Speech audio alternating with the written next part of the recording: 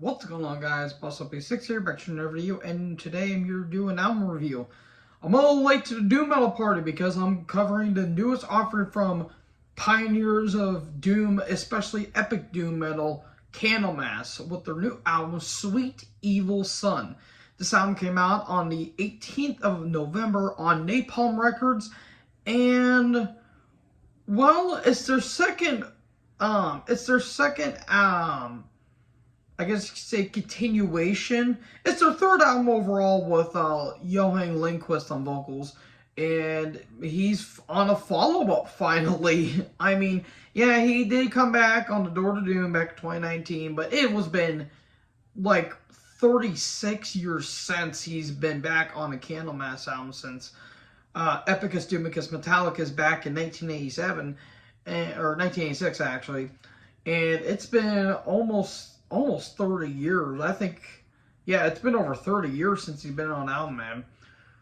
Well, this album's kind of different in terms of how it is done. And if you guys see my Candlemass retrospective, you guys know I absolutely love this band. I don't think they have an actual bad album. Even their late 90s stuff, when they kind of went more stoner rock, it's alright for what it is. It's not my cup of tea, personally, but it wasn't really Candlemass albums. It was more abstract algebra albums, which, as their own albums, are fine, but I damn near love every album from their classic debut in 1986, and then the Messiah albums came out, you know, Tales of Creation, Nightfall, Ancient Dreams. I love the self-titled album. I praise that album to the high heavens.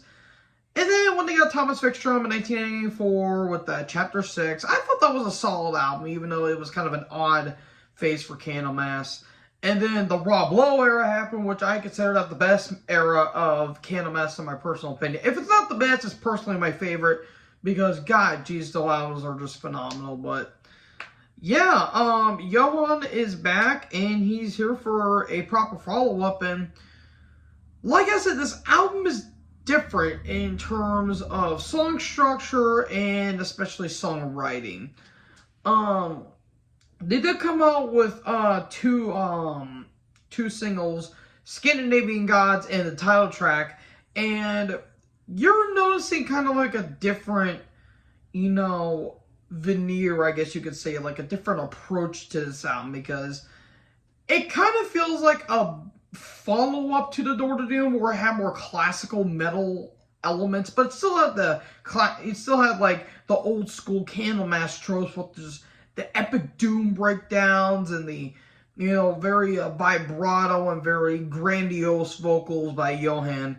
And, well, with the title track, it's more, I wouldn't say more doomy. It's kind of got like a late 70s prog rock kind of vibe to it, which that's a really interesting approach for this band, considering that, yeah, it still has your typical, you know, Candlemass moments, but it actually kind of has more of akin to Black Sabbath in some ways, which, to be fair, they are inspired by Black Sabbath, because what other band isn't inspired by Black Sabbath? But I do like the Black Sabbath like vibes off this, kind of big swing to it.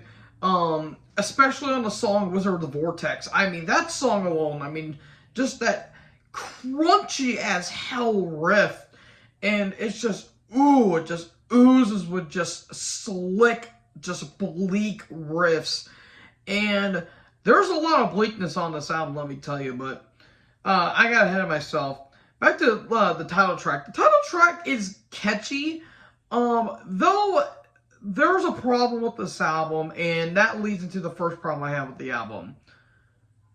I like the catchy melodies, but it feels like the song doesn't feel complete. Now, Leif Edling, the bassist, the founder of the band, he did say that this song, he wrote it in like under an hour, and he says it's one of the best on the record, which, it's not a bad song, and I like the kind of like organ percussion in the background. It gives us a little more of an atmosphere, which I kind of do like, and it's more of a poppy-like vibe, which you kind of don't get with Candlemass. It's more upbeat, which I understand they're trying to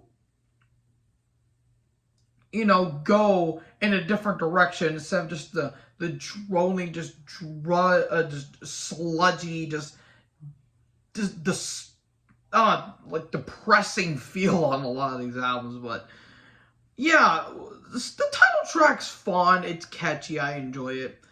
And then you get the Scandinavian Gods, which, how to put this in a positive light. I like the vibe it's going for, but kind of like with the title track, Sweet Evil Son, it feels incomplete, and it sticks to one riff, and it is very just droning. It is just like, it's like, okay, we need a little more variety, because it's just one riff, and it kind of just goes on and on and on until it eventually gets to the solo, which the solo was cool, but I feel like it was just kind of stretching it, and it kind of got a little repetitive, and it kind of got tiresome after a little bit. To be fair, it's only 4.5 minutes, but I don't know. That song didn't really stuck out. And another one that didn't really stick out was Goddess, technically the last track. I just felt like it didn't go anywhere. Now, to be fair, the solo sounds really cool. It's kind of got like almost a power metal solo to it, which I really do like. And overall, this album, I'll get into my final positives here in a bit, but there were some other things I did notice.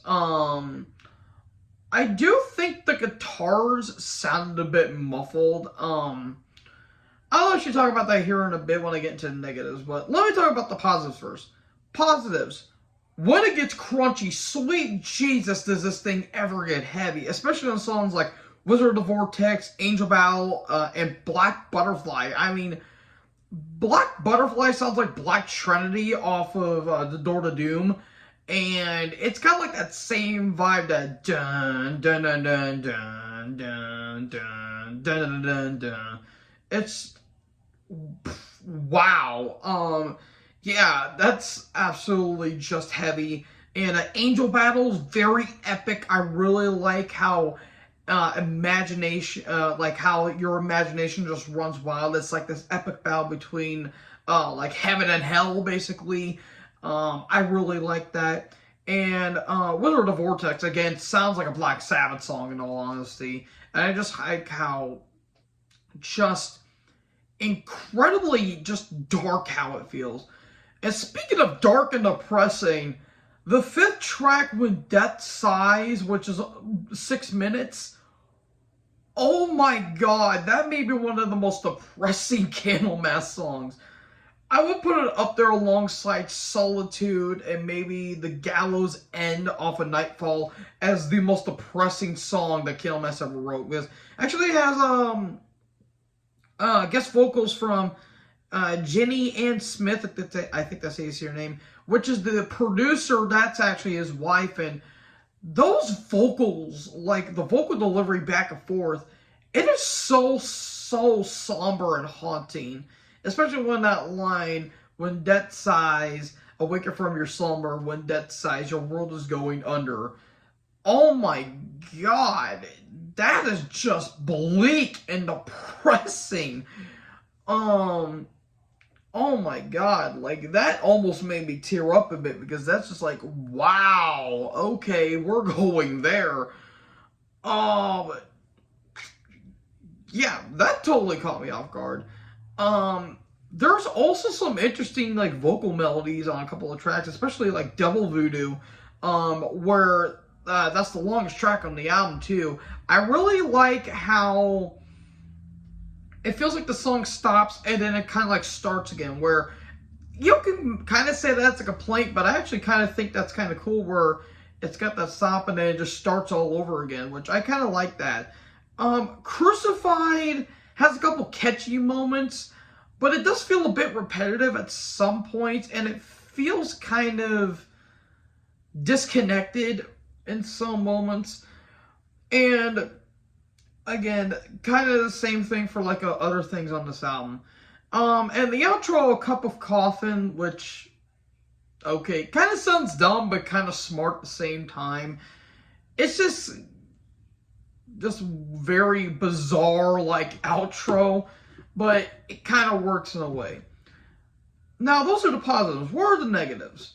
Like I said with Scandinavian Gods, the title track, and Goddess, it feels like some of these songs don't feel complete. And that's really sad to say, because Candlemass writes some of the best songs in the history of metal. I mean, you just just go through their 80s, and I would say even go through kind of their 90s, and even their more modern output. Those are some of the best songs in the history of metal. From here, it's just kind of there in some ways. It's not that imaginative, which that's the one main reason why I like the Messiah albums. They get, like, Messiah gets a little more biblical, like, kind of go towards more religious stuff in some ways. And I really like how imaginative those albums are. Like, it really paints a picture in your mind. With this one, it kind of feels a little straightforward at points. And, no, don't get me wrong. I love Johan Lindqvist. He's arguably one of the best vocalists of all time. And, yeah, he wasn't on a lot of albums, but it feels like he could have done more. And he still puts on a stellar vocal performance. I just feel like a little more song creativity could have been inputted into this album. The big thing on this album that kind of weighs it down a little bit is the production. This thing sounds thin as paper. Like, we're talking like a piece of this paper. That's how thin this production is. They're trying to go back to, like, the 80s, like, production in some ways, including the drums. And especially that, like, the bass kick, like the double bass kick. That just sounds clicky and, like, it sounds very flat. It's very dry. It doesn't have a lot of bottom end to it in some ways, but it feels like there's almost too much bottom end. So yeah, I feel like the bass could have been upped a little bit more. Which you do hear the bass in the outro on a Cup of Coffin, which, okay, that's fine. But I feel like the guitars could have been beefed up a little bit, because with the Door to Doom, those guitars just sounded just absolutely incredible. Here, they just kind of sound a little muffled a little bit. But in some ways, they do shine and eventually get their hope spots in. So, with that being said, I'm going to give this probably a B-. I was kind of leaning towards a C, because I don't think this is really a bad album. I just think out of all the Messiah albums, this is by far the weakest. I would place it somewhere between probably Psalms of the Dead and maybe Chapter 6. I think it's just a middle-of-the-road album. So, that's about it. Half the songs I like, others are meh. So yeah, that is my very late review of this. I apologize, folks. Work and, family always come first, and YouTube always comes second. So, that's just how my life goes. So anyways, thank you guys for watching this video. Make sure you guys like, comment, subscribe. How did you guys think about this album? Let me know in the comment section below. Tap the little bit for more notifications. Join the herd. Talk to you guys next video. Peace out.